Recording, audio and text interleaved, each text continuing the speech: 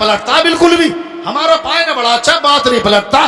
2 दिन रोकेंगे तो 2 दिन रुक जा, और अगर इनका लड़का ससुराल में 2 दिन रुक गया तो घर में बुढ़िया के पीछे देख रही है, परसों का गया हुआ अभी तक आया नहीं है बिल्कुल भी। दुकान भी ठप है, कारोबार भी ठप है। अपना दामाद बेटी के साथ खाए तो बड़ा अच्छा, अपना दामाद दोहराते रुके तो बड़ा अच्छा, अपना दामाद तुम्हें अब्बा अब्बा कहे, तुम्हारी बुढ़िया को अम्मा अम्मा कहे तो बड़ा अच्छा। और अगर तुम्हारा बेटा अपनी सास को अम्मा कह दे तो बुढ़िया से कहे देख रही है कोड़िया की, तुझे इतनी शौक से कभी अम्मा ना कही इसने। कौन ही मारे बुढ़िया को भाई बैठे बेटा। हमें तजर्बे की बात बता रहे हो, तुम्हारे सामने नौजवान बैठे हमारे, तुम्हारी सास का फोन आ जाए और यहाँ अब्बा बैठे हो यहाँ अम्मा बैठे हो और तुम्हारी सास का फोन आ जाए, मुझे फैसला करके बता दो तुम जवाब कैसे दोगे उसका? बता दे कोई नौजवान जो खुशी से ये कहता है अम्मी वालेकुम अस्सलाम या अम्मी अस्सलाम वालेकुम। इतनी जोर से अम्मी नहीं कह सकता ना। डीआईजी का फोन उठाया यहाँ जो होम मिनिस्टर बैठे हुए हैं उनकी वजह से ना कह दिया। जब देखेगा ना अम्मी का फोन है, अम्मी का, मेरे तो मोबाइल में भी खुशदामन लिखा हुआ, जो कोई समझे ही ना किसका फोन है, फारसी में लिखा हुआ, फारसी में लिखा हुआ मेरे सास का नाम नंबर। तो हमारा अंदाज ये है, तो आज फोन आ ना सास का तो जो चलाकों में वो तो चुप बाहर को चले, बाहर जाकर बाहर का अम्मी अस्सलाम वालेकुम, अब्बा के सामने लगाएगा अम्मी अस्सलाम वालेकुम। अगर उसने अब्बा के सामने कह दी तो दोनों बुढ़िया बुड्ढे के पेट में आग लग जा कि तुझे तो ना कहता कभी इतनी शौक से अम्मा। तो हम अगर हमारा दामाद हमारी बेटी से अच्छा सुलूक करे तो बड़ा अच्छा है। हमारा दामाद हमें अब्बा कहे तो बड़ा अच्छा है।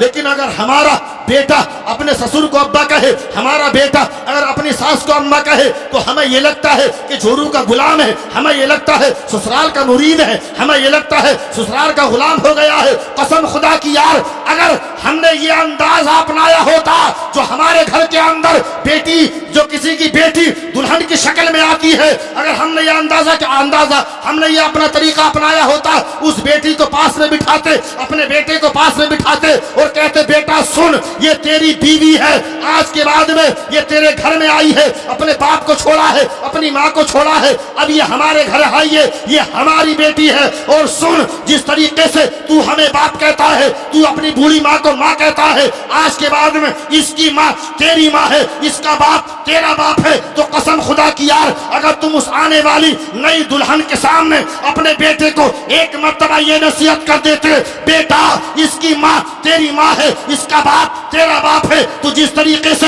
हमें बाप कहता है, हमें माँ कहता है, उसी तरीके से इसके माँ बाप को भी माँ बाप समझ लेना। तो कसम खुदा की फिर कोई बहू भी अपने सास ससुर को बुढ़िया बुड्ढा कहने की मजाल नहीं कर सकती थी, बल्कि वो भी खुशी से कहती कि जिस तरीके से तुम मेरे माँ बाप को माँ बाप कहलवा रहे हो, आज से तुम भी मेरे माँ बाप।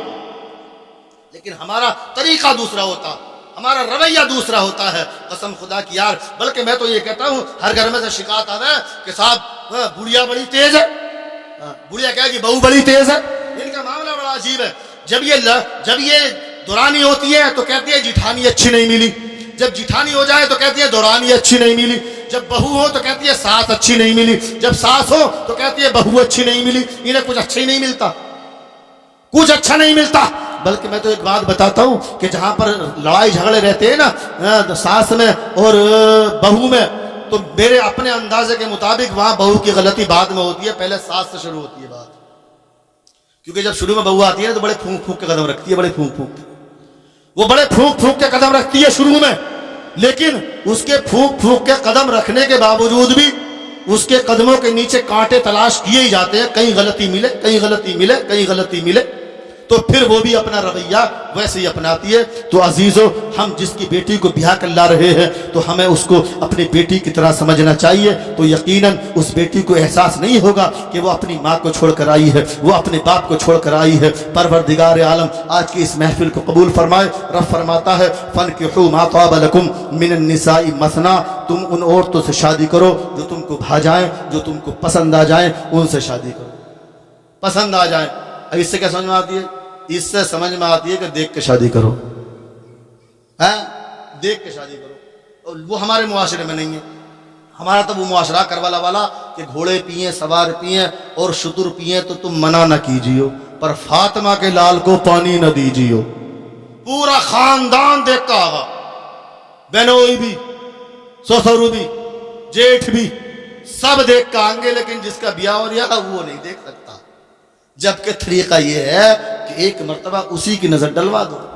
फन की हू मा ताबा लकुम मिनन निसा, उन औरत से शादी करो जो तुमको पसंद आ जाए। एक नजर देखना शादी के इरादे से ये गलत नहीं है। तो परवरदिगार आलम हम सबको अमल की तौफीक फरमाए। आमीन व मा अलैना इल्लल